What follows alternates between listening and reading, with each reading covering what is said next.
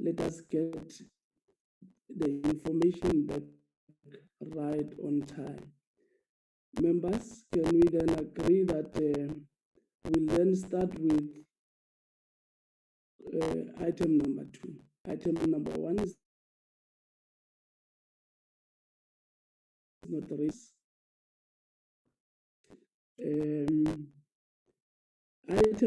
Item number 2 is a consideration of committee report on the National Road Traffic Amendment Bill.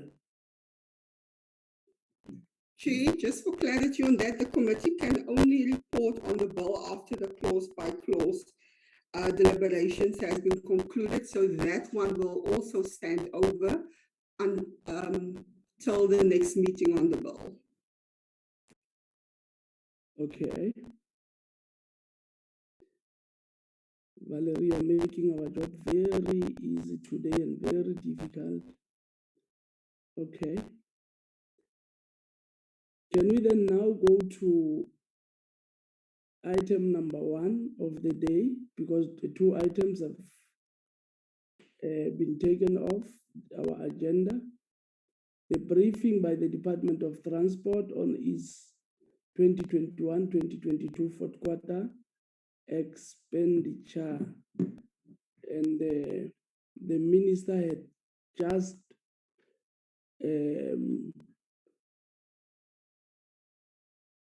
said what the department wanted to say in terms of the political head, and we're at the point where Mr. Makaipea was given a platform as the acting Director General of the Department of Transport. Ndate Makaipea.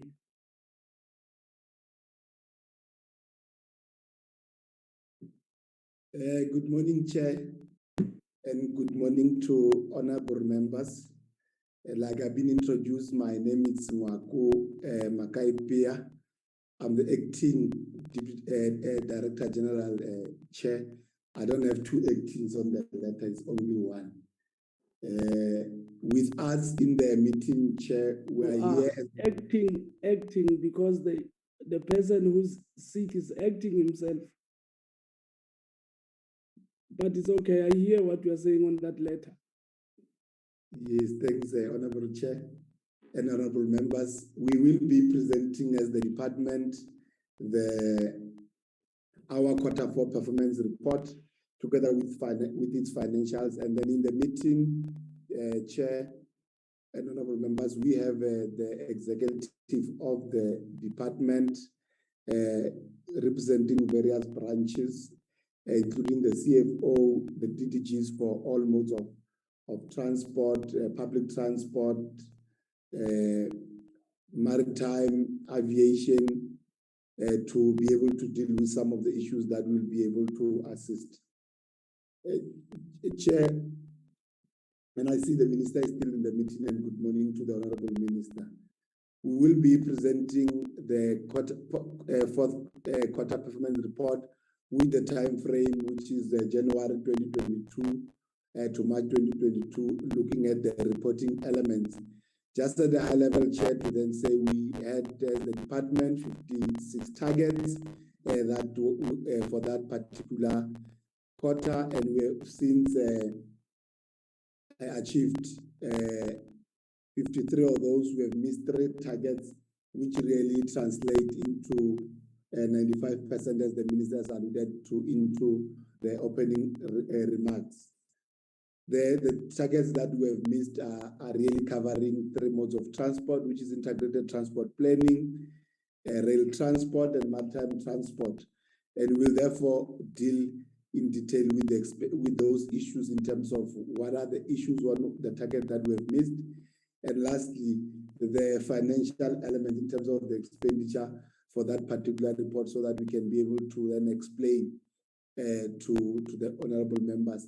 The key challenge which the ministers alluded to is really how do we then translate this performance moving forward towards a minimum impact that will be felt on the ground in terms of key service delivery. And those are our key efforts of how do we want to translate moving on in the next financial year, Chair. I'll then hand over to our Chief Director of Strategic Planning, Ndade Ramanzi, who will then take us through the highlights on the performance at the strategic level, and then the CFO will then deal with the financial element in terms of expenditure and the issues that have been identified there, as alluded by the Minister in the opening remarks, and give more details. We'll then take questions and clarity with guidance from the Chair. Over to you, Ndade Ramanzi. Thank you very much, Acting DG, and good morning to the Chairperson and members. Good morning to the Minister, and good morning to the members. I will just go through the presentation, and I'll consider it as read. Just point out on the key issues that we want to bring to the attention of the committee. Ndade Bosa, Chairperson. I thought the rules of my apologies, Chairperson. I should have asked that I be allowed to switch off the camera just to save my broadband. My apologies, Chairperson. Even if you don't have your tie on, it's okay. We can say you are saving your broadband. It's okay. My apologies, Chairperson. Thank you. Chairperson, the issues that we want to bring to the attention of the are some of the issues that have unfolded in our performance in terms of our monitoring and evaluation exercise. We have set ourselves a target to respond to parliamentary questions 100%, and these are medium-term targets. So on an annual basis, we will look at how we perform and also look at areas where we can improve in terms of our internal controls to make sure that we meet 100% compliance. The overall response rate for the period under review for both National Assembly and NCOP questions is at 97%, and that 3% is mainly on the issues of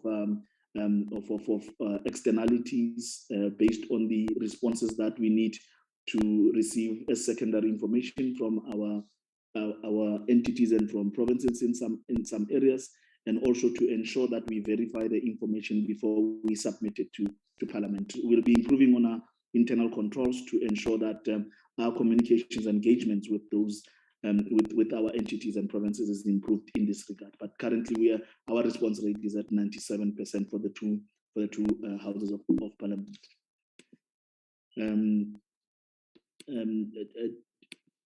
Chairperson, on the issue around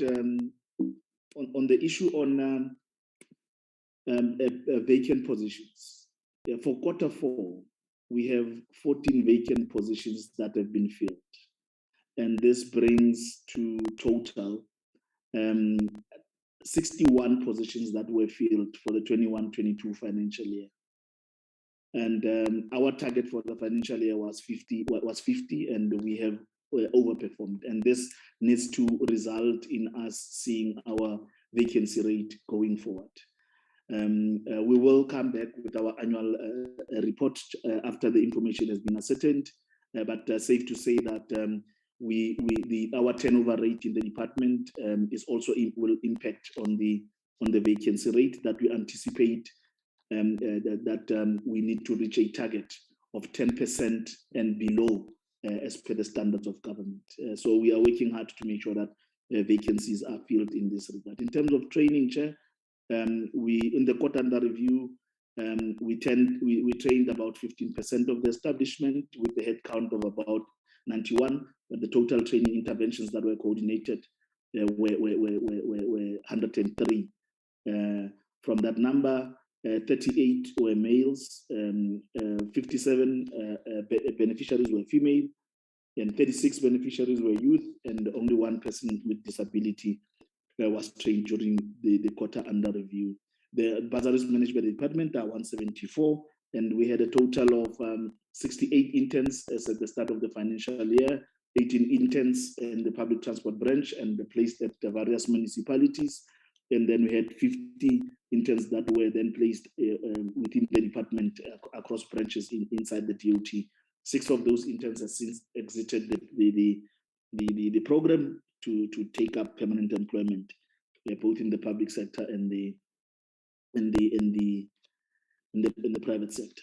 Chair, with regard to the action plans to address audit findings for the 1920 financial year in terms of the previous audit that was done, the Auditor General's Office, in terms of our management letter, we had 25 findings altogether.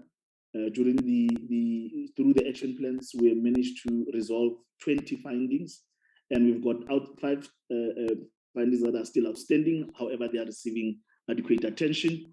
And with regard to our internal audit report, we had a total of 30 findings. 24 of those findings have been successfully completed, leaving 6 that are still outstanding that are receiving adequate attention at the moment. With regard to the governance indicators that the minister alluded to, in this current financial year, we had, in terms of the fruitless and wasteful expenditure, we had 9 new cases, and all the 9 cases were related to no-shows as a result of travel in the department. Out of the 9 cases, 1 case amounting to around 3,000 was written off, and however, 8 cases amounting to over 15,000 were transferred to debt as part of our consequence management. What we are doing in this regard, Chair, we've got a target, a medium-term target, to eliminate all forms of fruitless and wasteful expenditure. That is by the end of March 2025. On a yearly basis, we will be reporting on the progress and also highlighting what the internal controls that we are beefing up are. As at the end of 31 March, the department had 47 cases. Some of them are historical, and with the total value of 68. 68. That is after the 9 cases had been dealt with. With regard to irregular expenditure, Chair, no irregular expenditure has been incurred by the department for the period 2021-22. However, we have highlighted that there are 8 cases that are currently under assessment, and we anticipate that by the end of the audit process, there will be finality around these cases that are currently under assessment. The compliance to the 30-day payment requirement, Chair, we had about 33 invoices that were not paid within 30 days. And what, in terms of our controls, what we have picked up is the issue around delegations. And that's the internal control that we will be focusing on to ensure that we meet the compliance 100%. So the delegations in terms of payments, but however, we need to be very careful, Chair, that the delegations are also tied, because payment of invoices is at the end of a procurement value chain. So we will not just delegate, but we need to tighten the delegation so that the officials that are delegated to effect these payments are the relevant ones that will take responsibility for the payments going forward. Chair, with regard to program 2, the issue around the district development model, I think in the current financial year, our involvement and our participations in the DDM was to ensure that the development of one plans in all the 52 district municipalities talk to the transport commitments that should be in the one plans. We have done that, and I think from this the new financial year going forward, we will ensure that 80% of transport commitments in the one plans of all the district municipalities, all the 52 district municipalities are then implemented, are achieved. I think going forward, we should now look at service delivery and ensure that what are transport commitments in these one plans are then implemented. Chair, with regard to the freight migration plan, which is very important, I think we have developed a baseline draft, and that is derived from the approved rate freight strategy. Our target is to move 10% of rail-friendly cargo from road to rail. However, Chair, the experience over the last 2 years have shown that we need to tighten this particular project.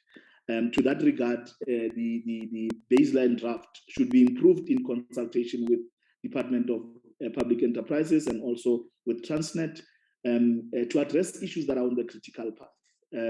the readiness of infrastructure, as alluded to by the minister, determination of these commodities that can be moved through rail, the conditions of these commodities, and also the quantities that could be moved from road to rail. So we are in consultation with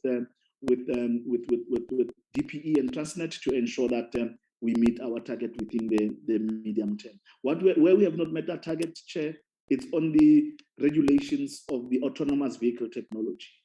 In the current financial year, a lot of work have done, culminating in a comprehensive recommendation report that will then assist our road transport counterparts to address the legislative and regulatory gaps in the legislations that we have, to ensure that we accommodate autonomous vehicle technology going forward.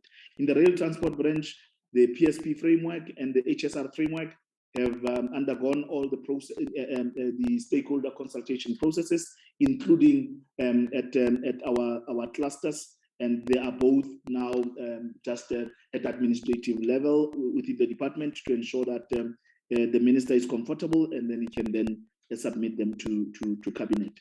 Where we have not met our target in the rail space, Chair, we are targeted to have the rail bill submitted to cabinet in this financial year. However, the process of the rail bill was halted as there was a dependency in the space.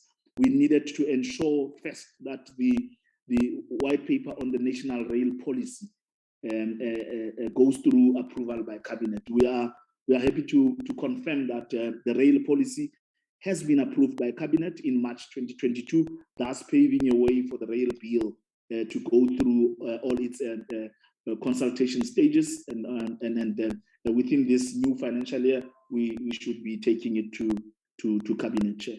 In the road transport space, Chair, very quickly, the draft road infrastructure funding policy, we have finalized that, and in this new financial year, we'll be looking at taking the policy to cabinet.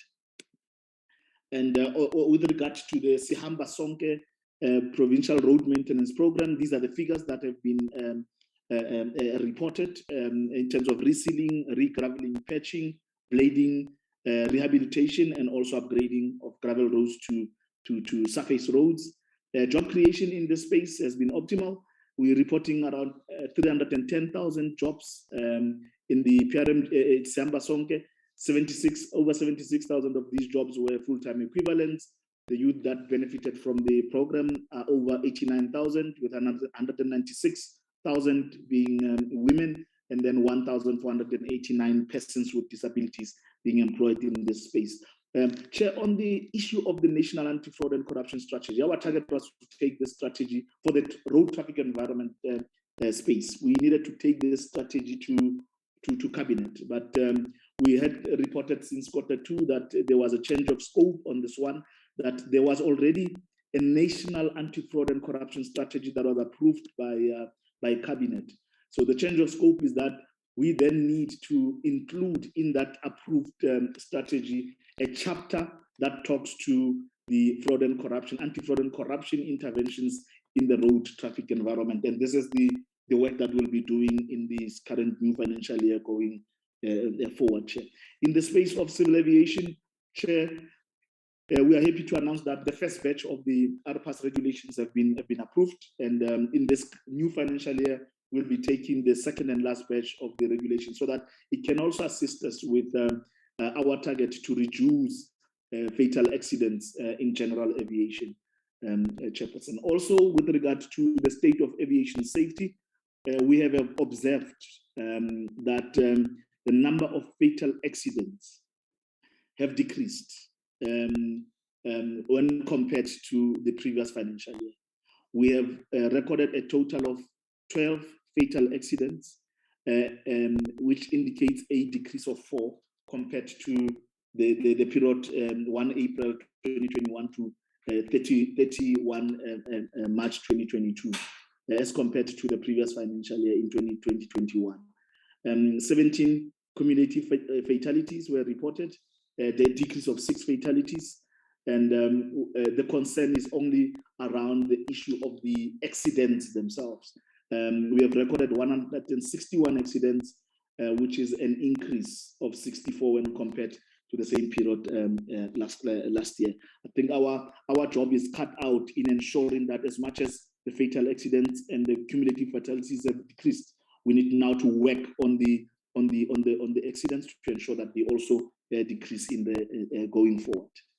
In the maritime space, Chair, very quickly, the Maritime Development Fund bill, it's ready for submission to cabinet. It's still with the minister for just concurrence. In terms of corporatization, we have already reported that the corporatization was pronounced by the president. DPE gazetted the subsidiary as the National Ports Authority SOC Limited, and on the 13th of October, the DPE has called for nominations to establish the TNPA board. So that's a progress in terms of making sure that the corporatization process is done to its full requirement. Chair, with regard to the maritime fatality rate, you will see that there's been increase in fatality incidents and also in the recorded fatalities due to capsizing vessels, which is a concern on that space, because our target is to ensure that the maritime safety is ensured at all times. Where we have not met our target in maritime, it's with regard to the merchant shipping bill. The merchant shipping bill, we were targeting to have it submitted to cabinet as our final, as our annual target. In Q4, we were supposed to go to S8. We would not go to S8. We went to S8 early in Q1 of this new financial year because of its international elements. Where S8 approved it and then still recommended that it goes to the ICTS cluster. So we'll go to the ICTS cluster again in Q1 and ensure that latest by the beginning of Q2, then we ready it for minister's concurrence for submission to cabinet. On the public transport space, Chair, we are reporting that 7 cities have already are operational, and they are working towards expanding current services. There are three cities that are working to launch their services.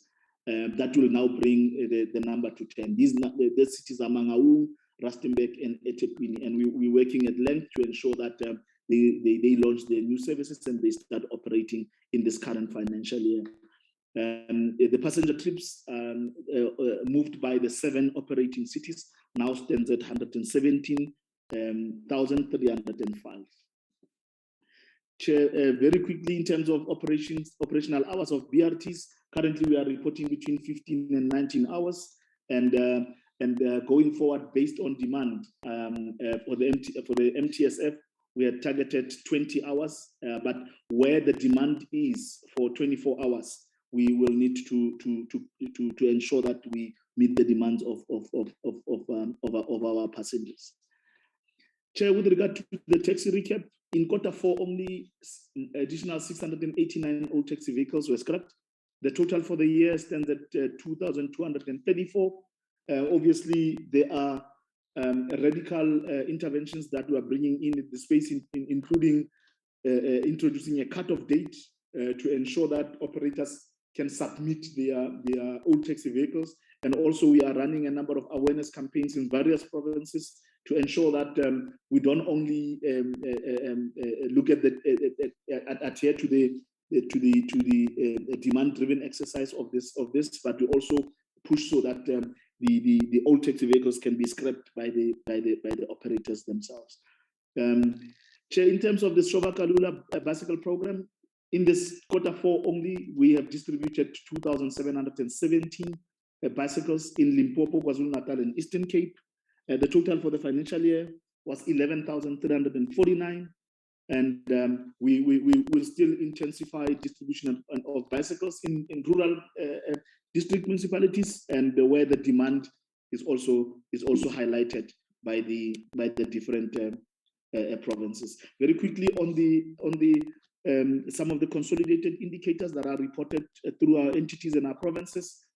In terms of the rolling stock fleet renewal program, we had targeted to deliver 35 new train sets. 33 new train sets have been provisionally accepted for delivery in the current financial year. We can also report that 6 additional train sets have been completed, just awaiting fitment of one or two of two parts. And once those parts have been fitted, we will see an increase in this figure. The number of stations modernized. Obviously, for the financial year under review, the focus was on the central line in Cape Town that still continued to be impacted by the encroachment on the rail reserves. However, the recovery process is gaining momentum, and we'll be recovering that line in phases while we work to relocate those who have encroached onto the rail reserves.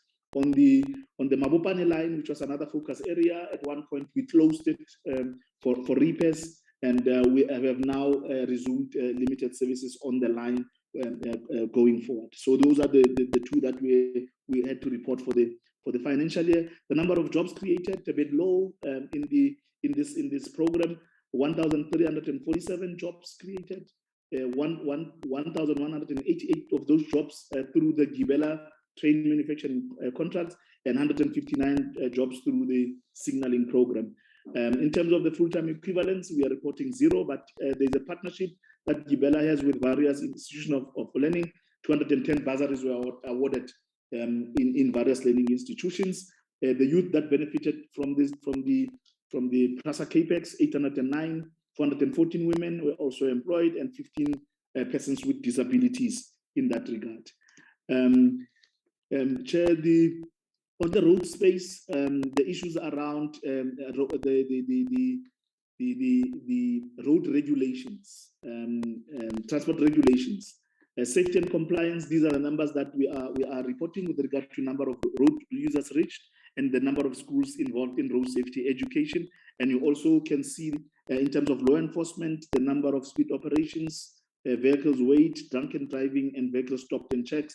Those are the numbers that we are reporting preliminary at this stage. Remember, this is the area that is concurrent, and we are also these numbers will also be subjected to an audit at both RTMC and also at various provinces. And when we come back for the annual report, we will then report our final information in this regard. With regard to Sanral, the 22,262 kilometers of the network exposed to routine maintenance, around 93 kilometers of roads, national roads were upgraded, and around 493 kilometers of roads were resurfaced. The jobs created in this space, all the jobs created by Sanral are full-time equivalents, and those were 8,906.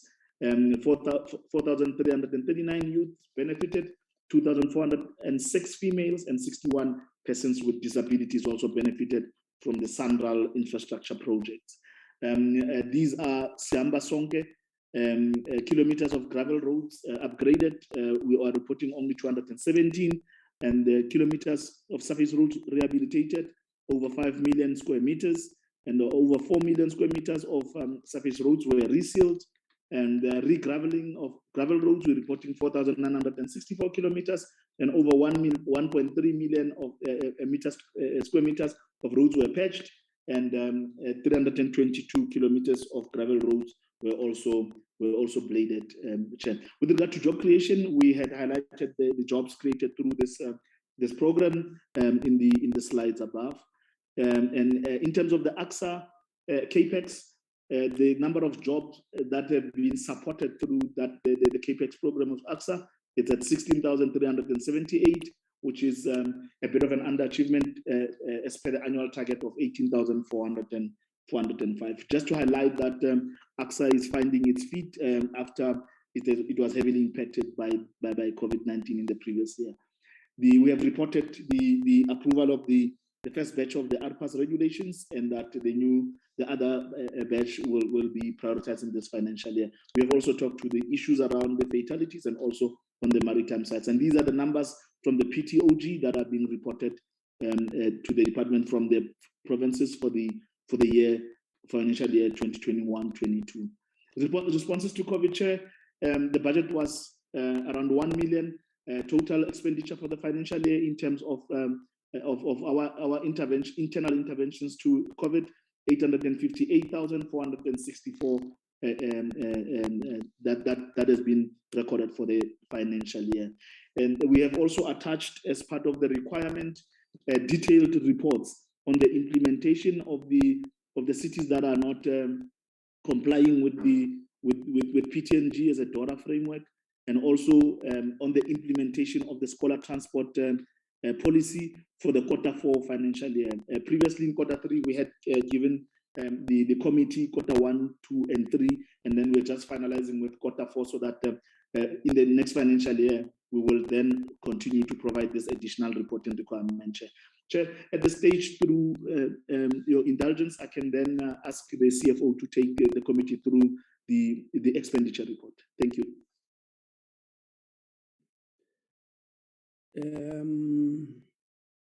Thank you, Mr. Busa Ramanzi, CFO. Are you here with us? Yes, thanks, Honorable Chairperson, and greetings to the Honorable Minister, the Honorable DM, and Honorable members of the Portfolio Committee. I will be taking the committee through the Q4 expenditure report, which will be as follows. We'll touch first the expenditure per program, then we'll go to the expenditure per economic classification. I'll also present to the committee the transfers and subsidies. Then finally, I'll present to the committee the environment and rollover that the department have implemented in the Q4. Thank you, Chairperson. The next slide is a slide that shows at a high level the schedule of our expenditure at the end of the Q4. You can see that the budget was final appropriation was 65.4 billion, and the department was able to spend 64.9 billion. Then there is an underspending of 530 million, which translate in the department spending 99% of the allocated budget. I will be taking the committee through per program as to the reason for the under expenditure, and I will start with the administration branch. Next slide, please, where we are indicating that the reason for the under expenditure, first one is the compensation of employees due to the vacant posts that are still existing at that particular point of time.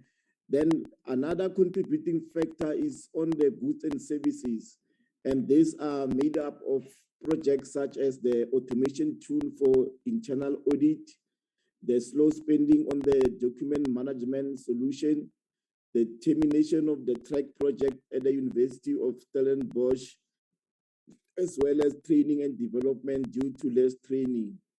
Furthermore, there was less traveling and subsistence due to less traveling to venues and facilities, as most gathering chairperson were done on virtual platforms. Then on transfers and subsidies in this branch, the underspending is due to lack of intake of students in the universities on bursaries to non-employees for the department. We also have an underspending on the machinery and equipment, and this is as a result of the procurement of bulk laptops where approval was granted. However, the appointed service providers had delays in procuring laptops because there was a global laptop shortage due to COVID, because most of the manufacturing plants were closed during the COVID. However, we have requested a rollover to finalize this project, and also the project on hardware and refresh and switches has been delayed and have been deferred to the new financial year. When I go to the branch integrated transport planning. Also, similarly, the underspending is on compensation of employee. And then furthermore, in this particular branch, the underspending was caused by the internal capacity that was utilized for other projects where we did not appoint consultants to do those particular projects, such as the automation, autonomous vehicle regulation, regional corridor strategy, and freight transport model was deferred to the new financial year. Then I want to proceed, Chairperson, to the rail transport, where we have also got an underspending in this branch. It is mainly on the goods and services, and this is mainly on the project for the appointment for the Housing Development Agency, which is supposed to do work on behalf of PRASA in the removal of or relocation of the people who have occupied the railway reserve in the central line. In this regard, because the agreement was signed late, the department has requested a rollover of the funds so that these funds can be available in the new financial year to conclude and assist with the relocation of those particular people who have occupied the railway reserve. Other factors contributing to underspending included projects such as the Rail Economic Regulator and the National Rail Bill, which is still at the consultation stages, as well as some other operational costs. Then when we go to the road transport, we also see underspending on goods and services. And this is on projects like the program development for the Samba Songe, the development of the road disaster management plan, the road asset management, which were deferred to the new financial year, as well as some other projects. In the road transport, we have also underspending on the transfers and subsidies, and due to is the non-payment for the road to the RTIA for the rollout of the ARTO rollout as a result of the court judgment that does not allow other processes to unfold. Funds have been declared as savings until the court judgment and issues are resolved. Then we move to civil aviation, where there we also have underspending on compensation of employees. And then on goods and services, there's also underspending, and it is because of the less than anticipated spending on the watchkeeping services project, the delays in projects such as the National Aviation Transformation Strategy, the correction factor, AXA and ATN, as well as less spending on travel and subsistence. On transfers and subsidies, in this instance, is due to the saving realized on foreign membership fees, as well as non-profit institutions. Then I want to proceed to the maritime transport. In the next slide.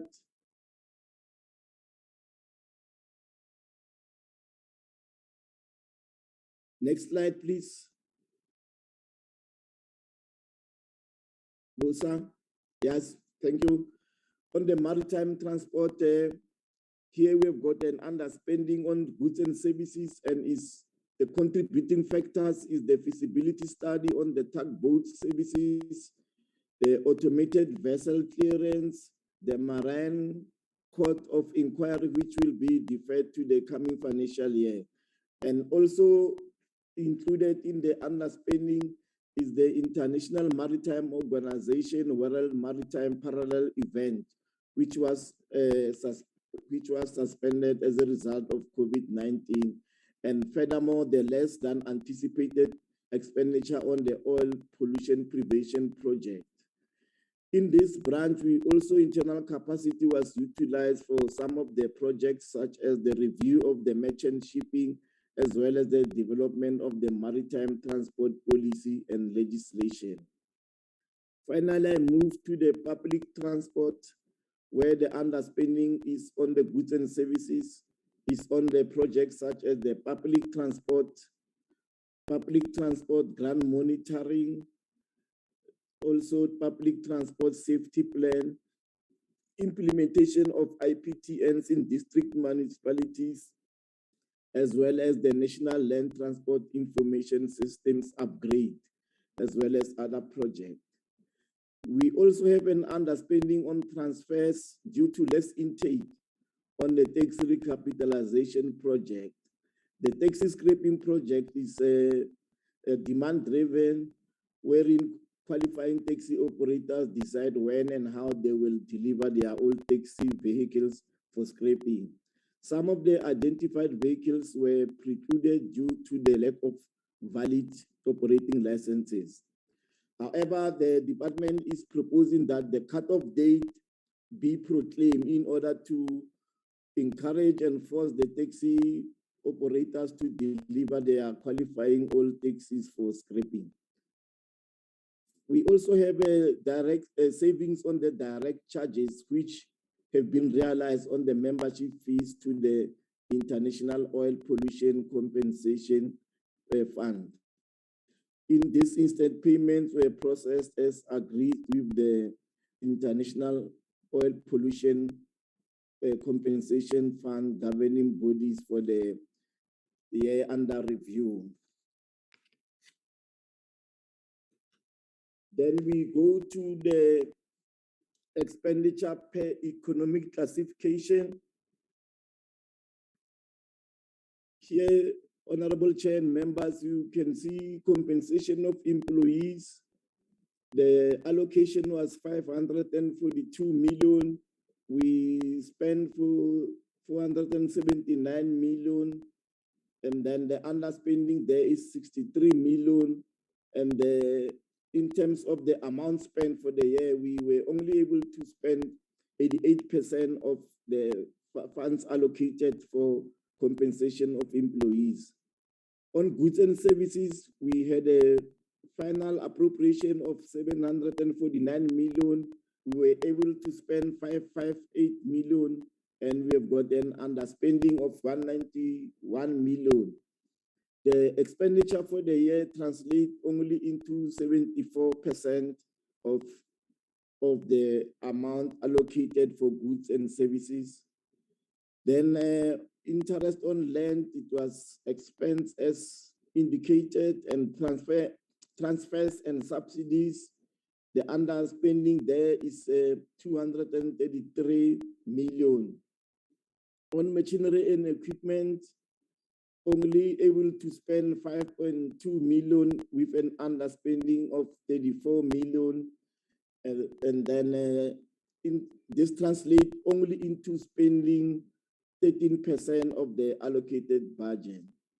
Building and other structures, 38 million. Payment for financial asset, 142,000.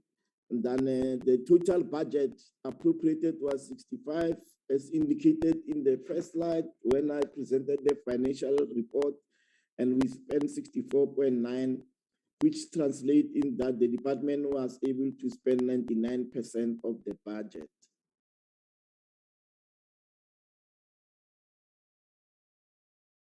The reason in terms of the spending, I've already indicated. I'll just touch on the compensation of employees, that in terms of the annual performance plan target was to fill 50 vacant posts in the current financial year, and a total of 61 posts were filled at the end of the financial year.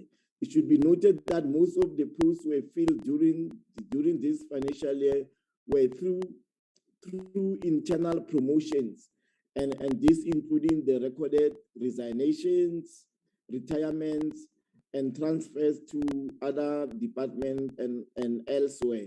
And this contributed to the underspending on the compensation of employees. I want to move to the transfers and subsidies section, where the underspending is mainly on the slow spending on the tax recapitalization project, and also the RTIA, which was due to the court judgment that did not allow other processes to unfold. and the funds I indicated that they've been declared as savings, and also savings on bursaries and foreign membership, as well as non-profit organization.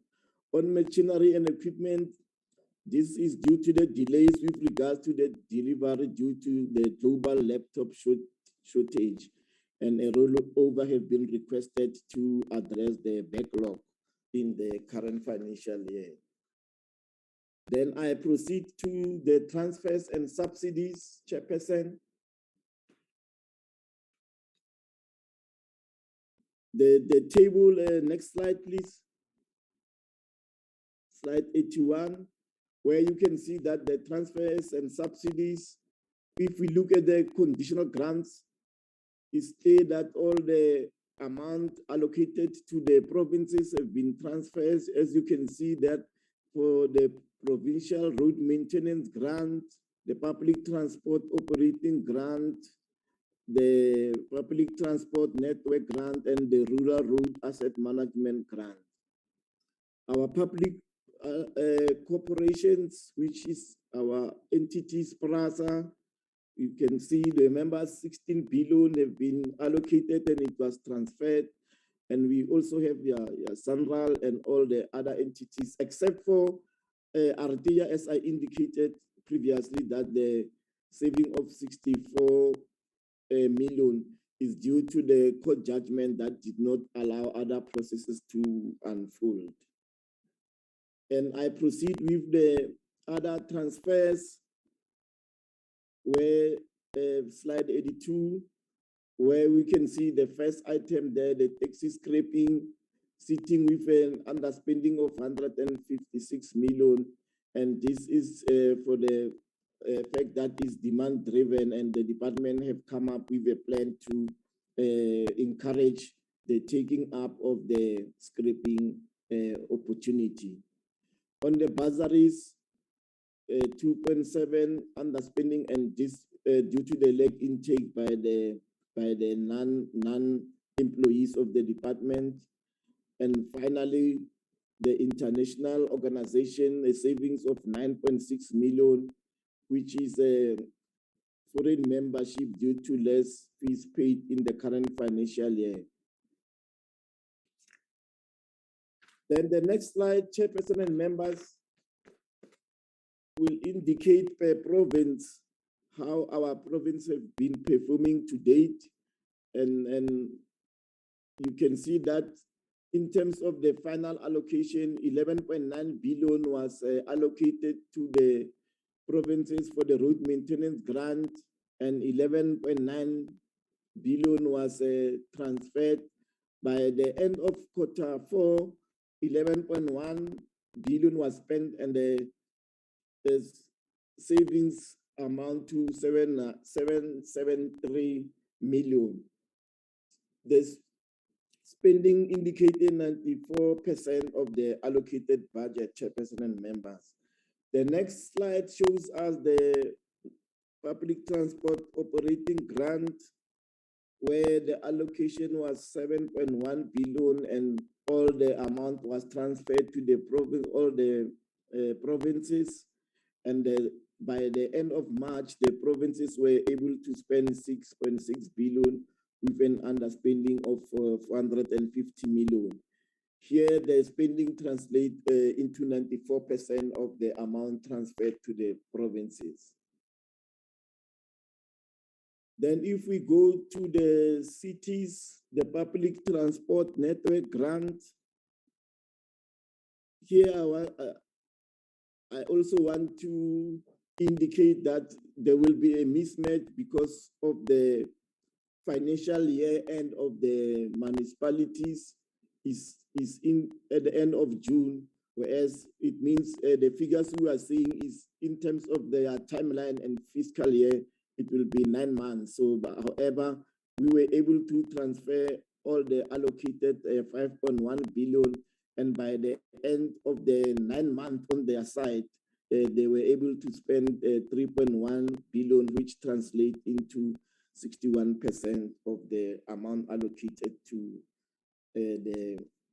for the public transport network grant. Then I indicated that there was a environment, next slide please, that the department have processed in the last quarter, and it was implemented in the following, where administration, we reduced 404 million, and ITP 7 million, rail transport 10 million, road transport 605,000, civil aviation 31 million, maritime 7 million, public transport 44 million. All this total environment processed is 101 million. So a total amount have been shifted from goods and services across all the programs as follows. 61.4 million was to fund the interest as a result of the long process of the court proceeding in the matter of Ndoram joint venture for the refurbishment of the Mthatha Airport. Just to take to the members briefly on this particular one was that the department was involved in the upgrading of the Mthatha Airport in the earlier years around 2012, 2013, where the department, as well as the Department of Defense, National Treasury, the Provincial Department, and AXA were involved in this particular project. And as the project was completed, there was issues with the final invoice amount, which the department could not pay. However, the Durham company took the department to court, and the matter took long, and it was only resolved in 2021, where the High Court in Mthatha concluded that the department need to settle the amount, including interest. So that particular 61.4 million is the interest that was charged on the original amount of 38 million. You can imagine from the year 2015 up until November 2021. Furthermore, there's also a 1.7 million to fund transfers for the payment of vehicle licenses under provinces and municipalities, as well as transfer to household for officials who have resigned and some officials who have went on retirement that could not have been anticipated. We, as indicated, we paid 38.4 million to fund the building and other fixtures in relation to the upgrade of the Mthatha Airport. And finally, 142,000 to fund debt written off for travel and subsistence due to no shows, as well as damages to vehicles that have been hired by the department officials. And we also, as I indicated, that the department together with PRASA are in the next slide, where we're talking about the rollover. The SLA was signed and could not be implemented on time as a result of other issues. Then we had to request a rollover for 27 million so that we can be able to support the removal of the people who have settled in the rail reserve along the central line. Thank you, Chairperson. That is the presentation. Thank you. I know you would have wanted Ntate Makoto Matlala me to say that was a marathon, and let me tell you, that was just a 10-kilometer race. Thank you very much for the presentation. Honorable members, here is the state of affairs for fourth quarter expenditure. Let me see hands.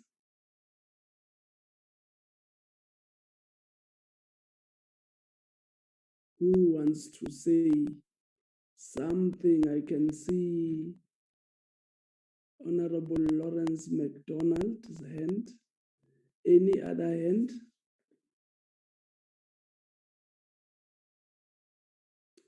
Let's take the hand. Honorable McD. Good morning, Chairperson. Good morning to the Minister, Deputy Minister, if they are still here, the department officials. Chairperson, I welcome the presentation of the department, although there are still some gaps between money spent and service delivery. It's starting to move in the right direction. I do have a concern on the payments towards Rustenburg and Mangaung. I see that 472 million was spent to Mangaung, 107 million to Rustenburg. And Chairperson, at some other stage, the money that we are spending on the IPTN, the must relate to services on the ground. And the total spend of these two projects is reaching to the billions. And I think as a department, they need to investigate, are we getting value for money? Because we can't continue spending money, but when we go to the ground, there are no services currently running and all limited services, and it's affecting the poorest of the poor because they are dependent on the IPTNs, Chairperson. Chairperson, and I don't want to waste too much time, and because time is money. I also wanted to say that there must be more checks and balances in the scholar transport. There's been a lot of accidents recently where children has passed on. Where the vehicles that were used for scholar transport were unroadworthy and not sufficient for the children. And I think there's the department needs to move some of its budget into oversight on those. And then on the aviation, Chairperson, you know, aviation is my thing.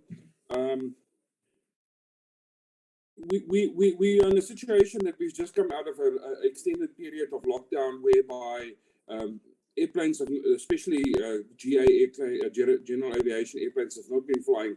And the current rise in accidents are mostly caused by insufficient maintenance or maintenance schedules that were not done. So the department also needs to take a look at that, Chairperson. And then, Chairperson, I think we're not weighing enough trucks. The trucks, the weighbridge numbers are too low.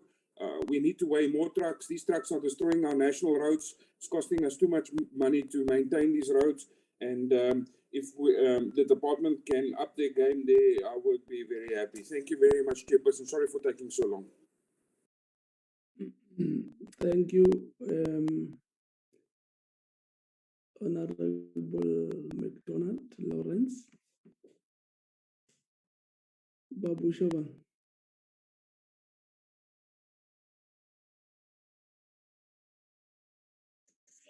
Thank you, Baba. Let me also take this opportunity to accept the presentation. My first question would be underspending of millions of the on the compensation of workers. I would like to know why is this malpractice persistently taking place? Why can't these people underspend on the compensation on their own money instead of those of the workers? The workers are always on strike, thinking that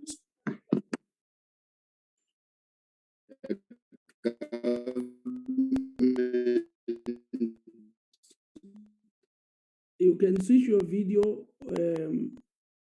Honorable. That you are forever underspending. Am I audible? Yeah, you are. Thank you, Chairperson. Then with regard to Mangaung City, I think nothing will happen this financial year. They are still at the developmental stage with regard to Basrec. They have not yet started with the construction of roads. And the buses are still a white elephant where they are packed. They are not trained drivers to start working with them. Thank you, Chairperson. Thank you, Honorable Chabangu from Kwakwa. Let's take Honorable Sithole from Ladysmith.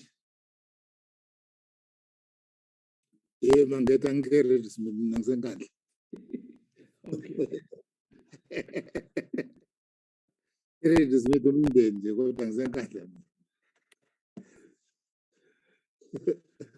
Continue. Thank you, Honorable. Thank you, Honorable Chairperson.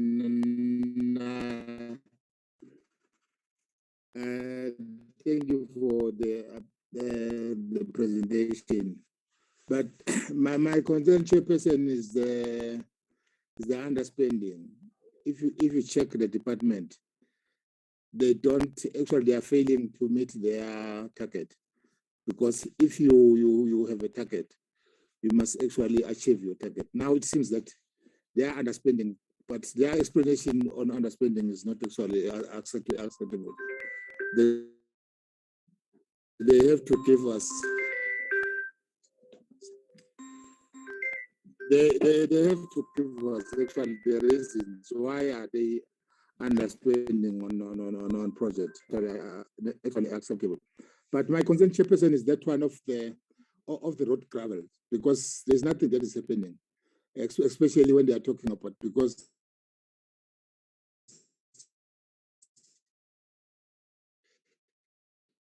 when you travel on our roads, most of our roads they have a lot of potholes. There's nothing that is happening on our. So if they can give us, do they have any mechanism or system that they are using to intervene to help the provinces? Because it seems that the provinces are failing. If you're traveling to Freer, to Newcastle, you cannot drive more than 10 kilometers because of the potholes. And the patching of the road, they are just patching in the name of patching, but they are a week. If they are patching those roads, they are just patching for a week. After a week, the roads are becoming so deep on potholes. So now I'm trying to check if they are underspending, but there's a lot of things that's supposed to happen in our road. They are not happening. They are not doing what they're supposed to do to help the provinces. If they say those are for provinces, because the provinces are getting grant from the national department. Thank you very much, President. So your ringing of the phone caused me to be muted because somebody thought it was my phone ringing. Babu Keta Mabala. Honorable Pete May. Thank you, Chairperson. I always blame the provinces, but it's quite clear that the provincial roads maintenance grants is not good enough.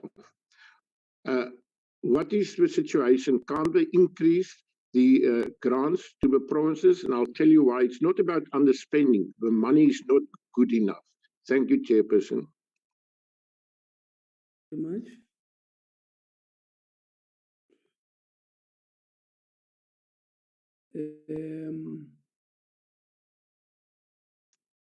I think Honorable McDonald had asked this question. I just want to emphasize that question. Why would the department transfer money to these provinces, Northwest, your Free State, Mangaung, if there is no progress? And there are problems there, and the minister has talked about these issues when he was at Mangaung. yet we don't see movement or action at the level of the department. Why would we continue to do that? I think we should appreciate the fact that the department is priding itself on the 60% they achieved in terms of filling or of vacancies. However, I want to say your target may have been lowered because we still have an issue with the vacancy rate in this department, and this is raised by the portfolio committee every time there is a report here. What is your target going forward on this vacancy rate? We know you may not complete it 100%, but 10%, 15%, when are we getting there? What is your target for next year? 500 million may seem very small in terms of what we have already spent in billions, but it counts. We still have potholes, like other members are saying, and the minister has just said, you have taken a decision to try and intervene because this has been set in this platform. What are the mechanisms that you as a department are going to devise to ensure that we don't see potholes? Because that's the state of affairs currently, potholes on our roads. Those will be my questions, the questions from my side. Let's go back to Ntate Ngako, Makaipia, and the team to respond. Thank you.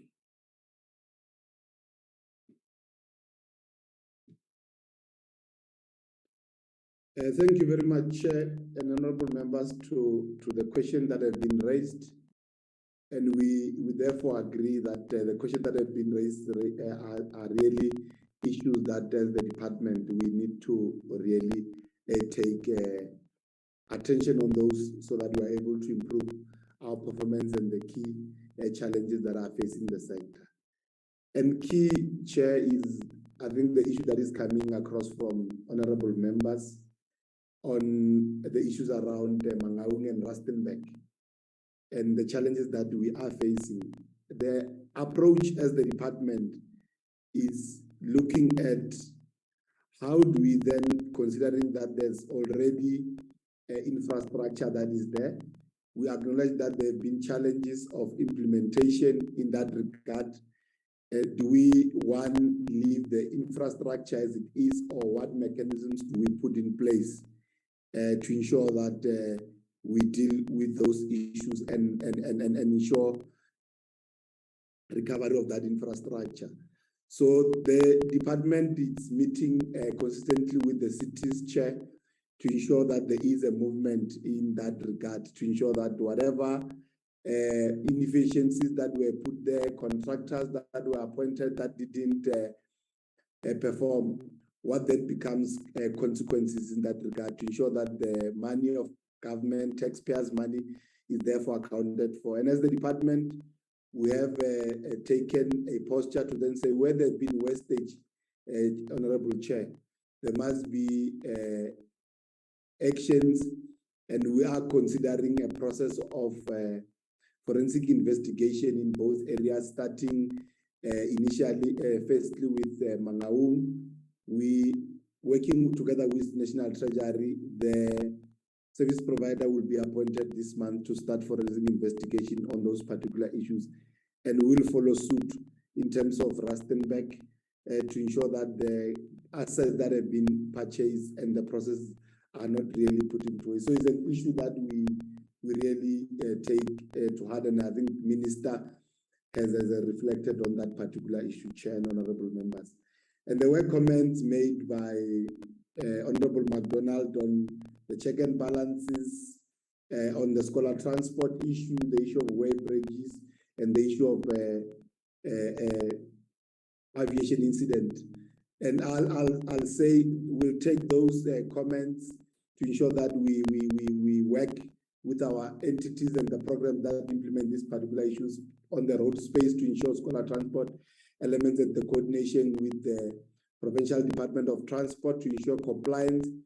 And on the aviation space, we share the concern, and our entity, the Civil Aviation Authority, has really acted in that particular space to ensure that we are able to deal with those things, and we'll continue making sure that we deal with the issues in that regard. The issue of underspending in terms of our compensation of employees as the department, it is an issue that we are concerned about, as the chair has said. In the current financial year, we did have made some inroads, especially at a high level, in terms of those vacancies that have been filled at the DDG level in the previous financial year.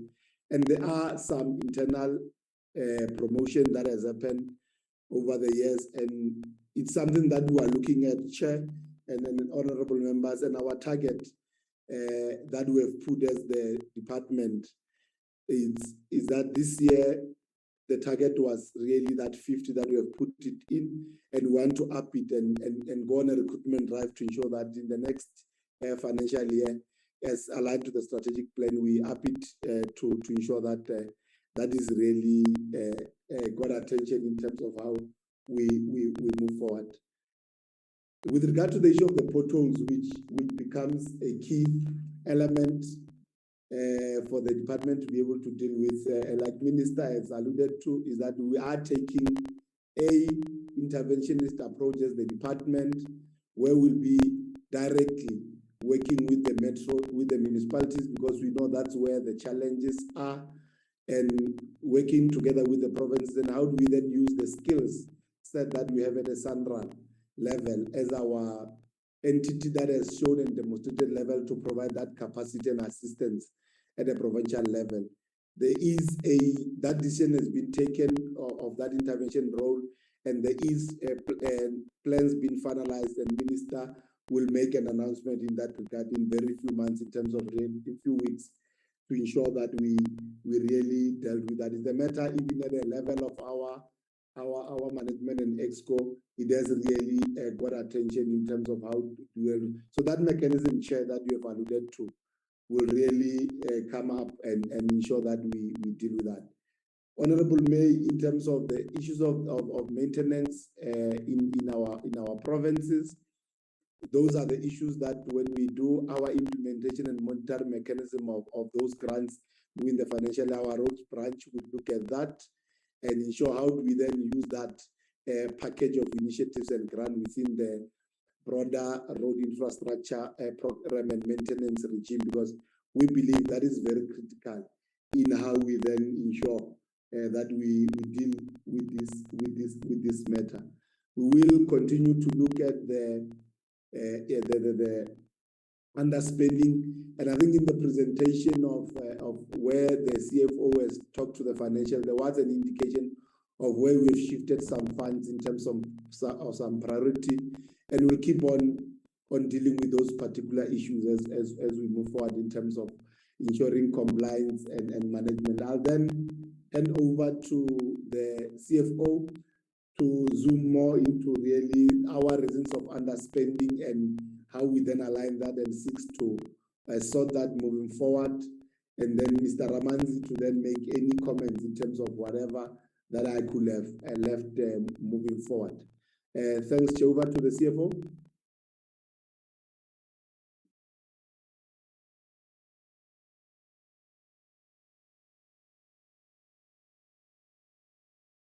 Thank you, Acting DG and Honorable Chairperson, and Honorable Deputy Minister, and Honorable Minister, and Honorable Members.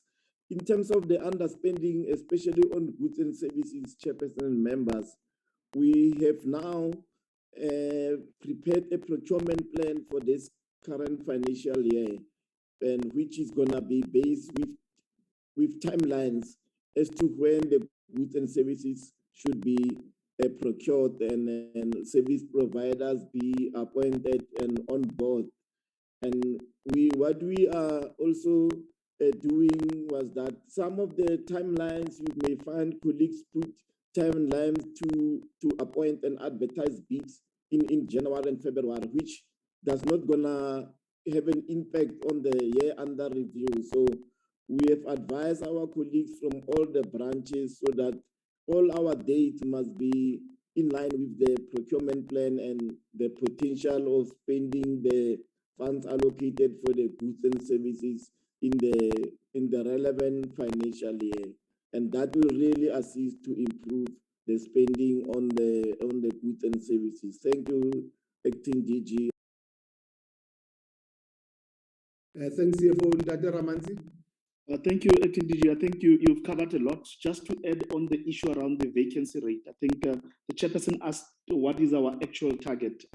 We just need to state that within the MTSF, our target is to go to 10% and below, and we have identified that the issues that are impacting on the vacancy rate are mainly around our turnover rate as a department. At the moment, we're sitting with a turnover of about 7.8% of the establishment. I think going forward, besides us filling vacant positions, we need to give a tight and a look on the turnover rate, especially on the matters that are already known. We know which officials are going to be retiring. That can be managed, but on the issues of promotion, of external promotions, in certain cases, we are also caught off guard. But 10% and below is what we are targeting on the vacancy rate. And I think going forward, we've already engaged our COO branch with the HR management to have a proactive plan to deal with the turnover rate, so that as we fill positions, we also deal with the issues of ensuring that the vacancy rate goes down as anticipated. Thank you, Acting DG. Thank you, Ramanzi Chair. Those are our comments and answers to the questions that have been raised by honorable members. And I therefore recognize the presence of the Honorable Deputy Minister in the meeting and the Minister, and through you, Chair, I'll hand over back to you. No, thank you, Ndate Makai Peha.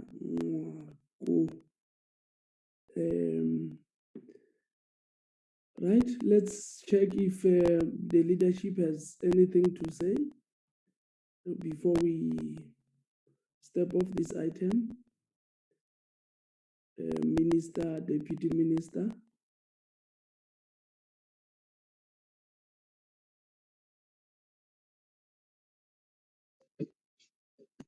Good morning, Chair, and good morning, honorable members. I'm not sure that the minister is still on. However, I just want maybe to respond on the issue of aviation, particularly general aviation and accidents and incidents there. Indeed, we also are concerned as the department on the increase on aviation, general aviation incidents and accidents. However, Chair, as you'll remember, we did mention during our budget vote that we have actually seen quite a lot of decrease on the number of and the rate of fatal accidents in general aviation. So whilst the numbers are increasing, however, those are becoming lesser and lesser fatal in their nature. We mentioned that also, Chairperson, that these are small aircrafts that probably are used for agriculture, used for and all that. So it's in that sector where we are seeing these accidents and incidents, and we have taken measures together with SACA to ensure that the strategy is being implemented to the latter. That is one point that I wanted to talk to Chairperson, but also maybe to emphasize the point that in the commercial aviation, we still don't have any accidents, no serious incidents, whether it is in terms of our air traffic space or our infrastructure. We're not seeing a lot of those, and we're taking very closer look into that area. And lastly, Chair, on the issue of vacancies, we do share the concern with the Portfolio Committee Chairperson, particularly because the public service regulations are very clear that each department should have a maximum of 10% a vacancy rate, in the understanding that at any given time in departments, there will be people that will retire, people that will resign, and probably even people that will die. And therefore there will be some vacancies. However, the public service says that vacancy rate in any of the public departments should not be above 10%.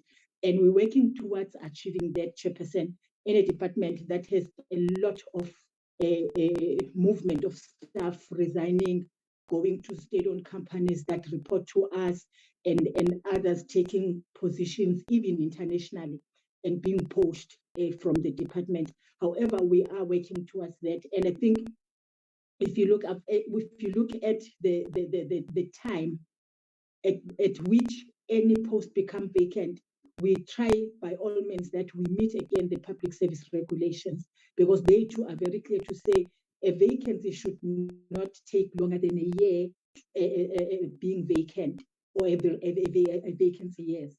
So I think all those issues, we are taking them into account, that we look at those positions, we ensure that they are filled well on time as stipulated by the public service regulations, but also that the vacancy rate is at the level as stipulated in the public service regulations. Thank you very much, Chairperson. Thank you, Honorable Deputy Minister. Thank you. As we close this item, thank you very much. So let me just check. We need to adopt the report, if I'm not mistaken. Can we do that?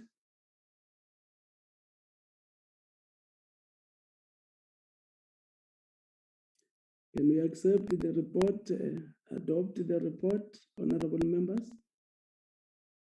Honorable McDonald? I propose the adoption of the fourth quarter expenditure report to the department, Chairperson. Thank you. Thank you. Any seconder to that? I second, Honorable Chairperson. Roleboanga Manda Nda. I'm abstaining. As usual. Thank you very much. Thank you. Let's then deal with the last item. The last item will be the tabling of our program and the minutes. Can we start with the program first, Valerie?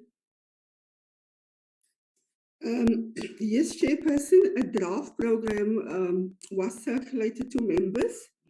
As I've indicated in the email, the National Assembly has not yet given us a program for the third term. That will probably only be available from Thursday.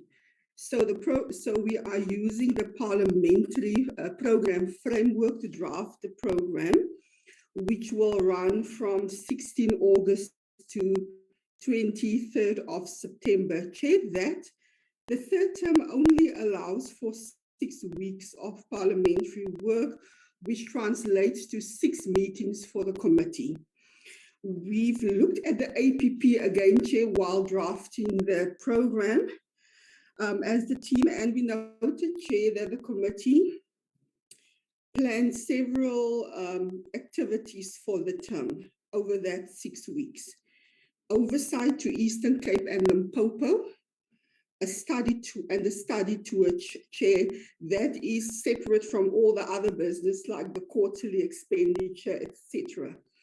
Chair, and there was also a third matter that was raised in the discussion in the last meeting on the program, which was on having provincial hearings on the railway safety bill. That matter was not concluded. So, Chair, those are the issues that we bring to the committee for consideration, because the next bill up after the other three has been finalized is the railway safety bill. So we need to know the committee's decision whether it will be provincial hearings or the virtual hearings like we had. We need to know, Chair, what is the decision on whether the committee will be conducting a study tour and whether the committee will utilize, Chair, the committee week, which runs from 16 to 19 August for oversight, and whether it will be to Eastern Cape and Limpopo for that whole week, both provinces, or just one province, Chair. Those are the issues. Thank you very much. Ms. Valerie Carrols. I know members will want to say something here. Let me allow them to say their say. Honorable MacDonald. Thank you, Chairperson. As I lower my hand, thank you to Ms. Carlos for the presentation. Chairperson, I'm in agreement partially. I think on the oversight week on 16 to 19 August, I think let's concentrate on the Eastern Cape. We've not been to the Eastern Cape. I think there's a lot of issues there, and I think we can, it can be time well spent. But if possible, to fit Mpumalanga or Limpopo or wherever in as well, it doesn't matter. It will be good for us, but Eastern Cape definitely, Chairperson. On the matter of the study tour, I think it's important, Chairperson. This committee has not done a study tour, and on the other issues, I'm in agreement with Ms. Carlos. I think we can work with that. Thank you, Chairperson. Thank you very much. That was the only hand.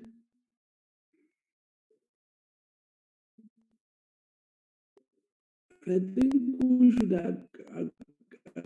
agree as we adopt this report as 6 weeks. We may not be able to then see those people from time to time who may want to come and address the committee at least for next term. I don't think we may be able to engage with such engagements. We had a number of people who wanted to come and see us, but seeing the program as it is, I think we need to be realistic. We also need to be realistic in terms of thinking that we'll be able to go and do physical visit to the province in terms of what was the name of the bill again, Valerie? Chair, are you referring to the oversight? No, I'm not referring to the oversight. Oh, okay. Then for the bill, it is the railway safety bill, Chair.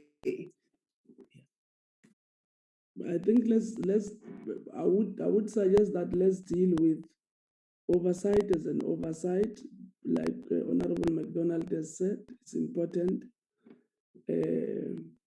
but in fact we should go towards a position where we say which are the bills that we can be able to finish properly and begin to focus on those bills, finish them so that we don't leave anything hanging. Those bills that we think because of time we may not be able to finish, I think we should be able to identify them so that we don't push and they then lapse because the process was not completed. If members agree with that, let me see a hand that says, let's take this program as a working document. I see the hand of Honorable McDonald. Chairperson, I propose that we accept this document as a working and living document, and we can amend it going forward. And thank you, Chairperson, for your input. It was quite helpful, and I agree with you. We must now start thinking on the balls that we can finish, and then if there is space for the roads, for the rail safety bill, let's go to the provinces and let's meet with the people, Chairperson. Thank you. Okay. Boramato. Thank you, Honorable Chairperson. Mine is just to indicate that we must be able to balance between the bills, oversight, and public hearing. I'm saying this because when what is in the papers, it's not what we get when we go to the ground. So it is important. We can finish the bills, but what is important is service delivery. So I think we need to balance that. Thank you. Okay, what would you suggest? Because we are talking at the level where we are saying we have 6 weeks, and what is possible in that 6 weeks? We are saying one, let's go and do oversight, and mainly the oversights that we had agreed on Eastern Cape has not been touched, and Honorable McDonald has indicated that let's prioritize Eastern Cape. So we are going on oversight on the Eastern Cape. On the issues of bills, Honorable Ramato was saying, let's begin to identify those bills we can be able to practically conclude so that we don't leave anything hanging. We are fast going towards the end of our term, so we should be able to work cleverly and ensure that what we started, we finish, put our energy there. And I think that is it.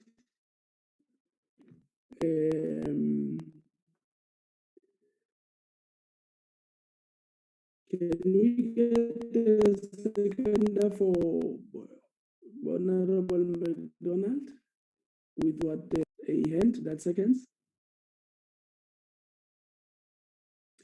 Or a hand that rejects this program as a working document?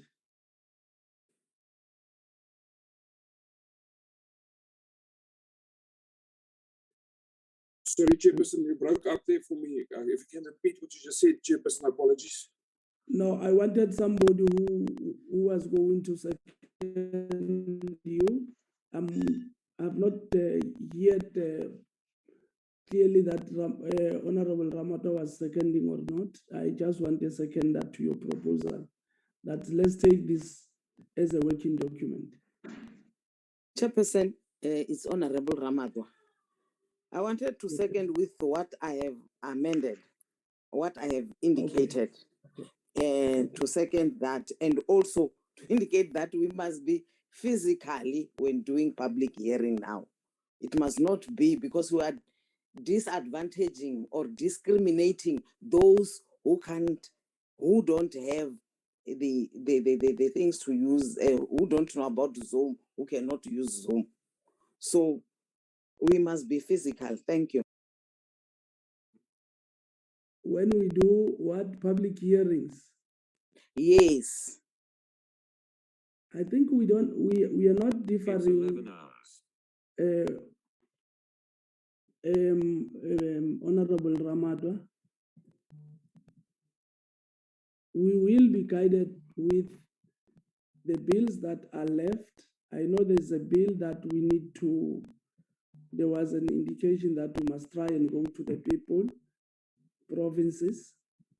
We will have to look at that bill and say, how far can it take us in that process? I think the issues of bills, we will, in the near future, maybe next week, just deal with those bills that we can finish. Then we can then entertain the issue you are raising at that level. Honorable Ramadwa. I raise my hand to second Honorable McDonald. Thank you, Chairperson. Thank you very much. The minutes, can we deal with the minutes? The minutes, set of minutes is the item that is left. The minutes of the 31st. I've gone through the minutes. I've not seen anything that needs to be corrected. But if members have any correction to do, let me open the floor. Otherwise, any mover for adoption of the minutes? Honorable McDonald. Chairperson, I've also read the minutes. There's nothing untowards and incorrect in it, and I move for the adoption of the minutes, Chairperson. Thank you. Thank you very much. Any seconder?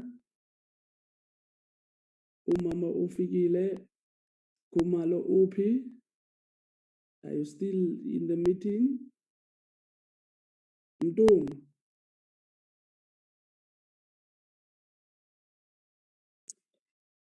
Chairperson, I second Honorable McDonald. Thank you very much, Boramadwa. You two have earned your salary today for today's meeting. With that, thank you very much. Once more, thanks to the department, DM, and the officials, our own officials as the portfolio committee, our honorable members of this portfolio committee. This brings us to the end of the meeting. You can now sing that song that says, Ichaile. Thank you very much. Long live everybody. Long live the chair. Thank you, long Chairperson. live. Indeed. Long live Mangete, long live. Thank you Thank you, very Chair. much. Kavari chirere, muzura chidulo, kavari chirere. Kabari Chirere. Thank you very much, Honorable Manu and everybody. Thank you.